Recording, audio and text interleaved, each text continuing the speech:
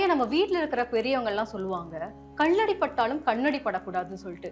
கண்ணு வழியா வர திருஷ்டிக்கு அவ்ளோ பவர் இருக்கா? ஏன் இந்த கண் திருஷ்டி மிக பயங்கரமானதா இருக்கு? என்ன காரணம்னு நினைக்கிறீங்க? நம்ம கூட இருக்கிறவங்களே வச்சுக்கோங்களேன்.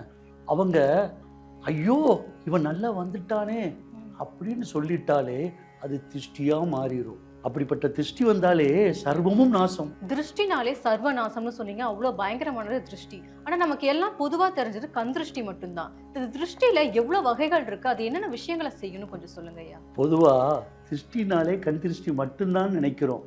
ஆனா திருஷ்டின்னா அதுல நிறைய இருக்கு. அதாவது செயல் திருஷ்டி, கண் திருஷ்டி, ஏவல் திருஷ்டி, நம்ம வீட்டில் வளர்க்கிற பட்சியின் திருஷ்டி, அப்படி பல வகையானது இருக்கு. அது மட்டும் இல்லாம நம்ம கூட இருக்கிற நண்பர்களே படுற பொறாமை, வயிற்றெரிச்சல், கண்ணேறு, இதெல்லாம் கூட ஒரு திருஷ்டி தாம்மா. இப்போ நான் மேலே சொன்ன திருஷ்டி மட்டும் இல்லை, பல்வேறு வகையான திருஷ்டிகள். இந்த திருஷ்டினால குடும்பத்தில் சண்டை, கணவன் மனைவி உறவுல விரிசல், நல்ல வீடு கட்டிட்டு இருப்போம், ஆனால் அந்த இதில் ஏதாவது ஒரு காரணமாக அந்த இதை முடிக்க முடியாமல் போயிடும். அது மாதிரி நல்ல தொழில் நடந்திருக்கும், வாடிக்கையாளர்கள் வரத்து கம்மியாயிரும். அப்படிலாம் பார்த்தோம்னா நம்ம வீட்டில் எத்தனையோ இருக்குது. அதுக்கான காரியங்களை நம்மளால் சொல்ல முடியாது. இதுக்கெல்லாம் காரணம் இந்த திருஷ்டி தான். இதுக்கெல்லாம் நான் சொல்லக்கூடிய ஒரு எளிய பரிகாரம் தான் கஜமுக திருஷ்டி கவசம். எல்லா விதமான திருஷ்டிகள் இருந்தும் நம்மளை பாதுகாக்கக்கூடியது கஜமுக திருஷ்டி கவசம்னு சொல்லியிருக்கீங்க. என் பேர் ரேகா. என் ஹஸ்பண்ட் ஃபாரின்ல ஒர்க் பண்றாரு. எனக்கு ஒரு செல்ல பையன். நான் தெரியல, கொஞ்ச நாளா குழந்தை ஆட்டிடியூட்லாம் கொஞ்சம் மாறி இருந்தது.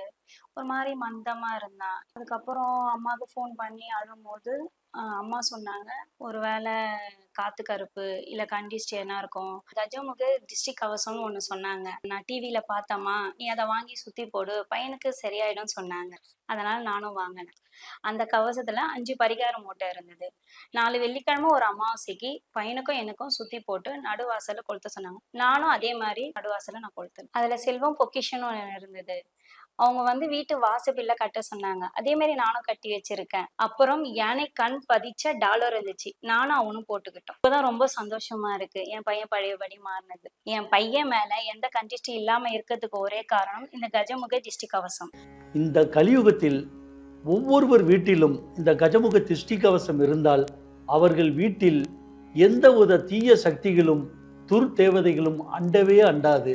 அத்தனையும் முறியடித்து அவர்கள் வீட்டில் சகல ஐஸ்வர்யத்தையும் சகல நலங்களையும் வளங்களையும் அள்ளித்தரக்கூடிய ஒரு அருமையான பொக்கிஷம்தான் கஜமுக திருஷ்டி கவசம்.